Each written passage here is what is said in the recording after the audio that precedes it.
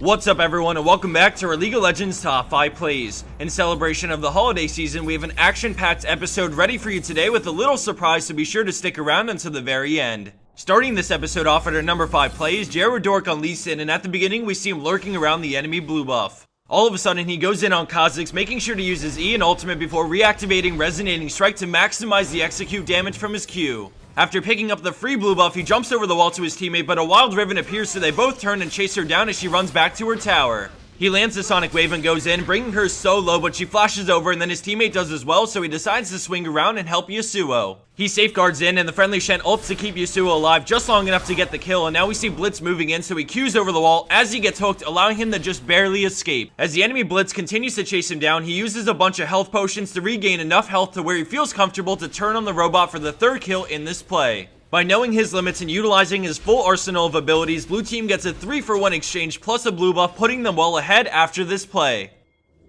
Coming in at our number 4 spot is xPeke 209 with a huge play on Orianna. At the start of this team fight, the friendly Ashe gets crushed by Evelynn, leaving blue team in a 4v5. As they start to turn things around, we slow it down and watch the ball move a short distance straight into a command shockwave and dissonance on all 5 members of the enemy team, completely turning this fight 180 degrees in the favor of blue team.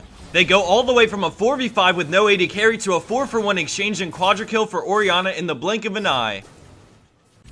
Shampooing her way into our number 3 spot, we have Toasted Salad on Katarina. At the start, we see the enemy Udyr come in for a gank as she gets stunned and they deal tons of damage to her. She quickly decides to shampoo in an ult, stopping it early to Zhonya's in preparation for a possible crescendo. Out of nowhere, she flash W's to dodge the bomb and then picks up the kill, using the reset to dodge the ult right after, saving her life. As she continues to run, Udyr hunts her down with Ghost as he gets a stun off but can't deal quite enough damage, resulting in Katarina's escape as she makes it back to her team somehow in one piece.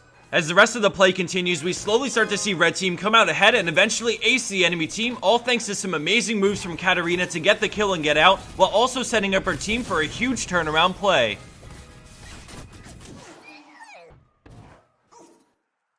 Coming in at her number 2 spot is Leifu and LeBlanc with some sick jukes. At the start we see Yasuo coming right at her, but she looks past that and double distortions to get Shyvana and get out.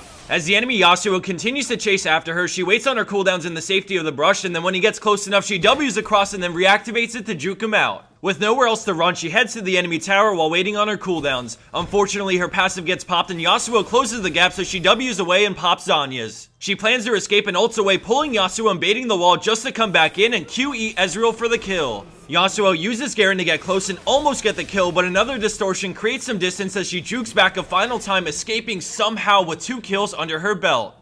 And for our number 1 pro play for this week, we have Wrath of God spam on Yasuo with a huge play to end the game. In the beginning, we see the fight starting, and when Jax misses his stun, Kennen goes straight in with his ultimate. As we slow it down, we see the True Shot barrage go through, followed right after by a 5-man tornado from Yasuo, lining up a beautiful last breath on the entire enemy team. This completely seals the deal for this fight as he picks up the quad and aces the enemy team, ultimately resulting in a surrender from them, winning the game for blue team.